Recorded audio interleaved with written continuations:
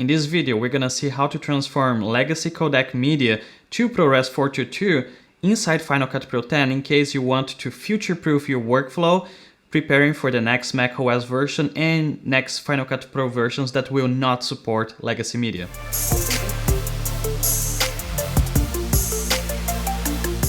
There are many ways of doing this transcode, and it's very easy. So I'm gonna just show you the way that you can do it within Final Cut Pro 10 without really anything crazy. So here on my Final Cut Pro 10, I imported all my stock footage that I own. So it's all here.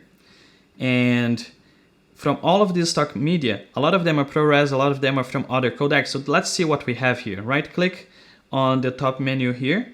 In the list view, go to codecs, and it's going to appear in the end of your list here to the right, so you can just drag it here to the left. And here you can see that I have a lot of different codecs, including ProRes. And what I want here is to select all the ones that are not ProRes, and I will add a keyword. In this case here, I added the keyword transcode, so I could easily identify and select all of them. Once I added all of the keywords, I have now this keyword collection that only contains media that is not ProRes. Now, on the settings of Final Cut Pro 10, I can go into Add Destination, Export File, I can drag here to the side, and in Export File, I can go into Format Video and Audio. Codec is going to be Apple ProRes 422 or any other flavor that you want here from this list. And in my case, I already created an Apple ProRes 422 here earlier, so I'm not gonna do anything else. And now what I need to do is just to select all of them, go to Share menu, select ProRes 422. Here I have now the list of videos that are gonna be exported. There is the total file size.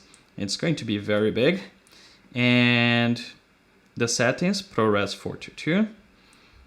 Next. And where am I going to export it to? In this case, it's going to be into my resources and stock video.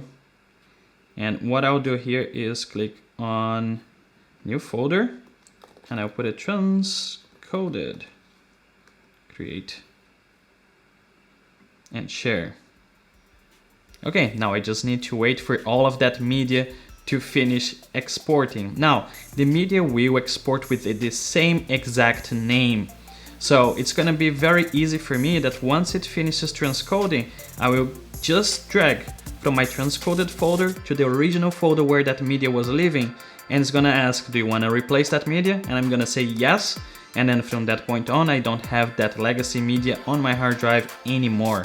In case you found this video useful, please subscribe, share, like, and I see you in the next video.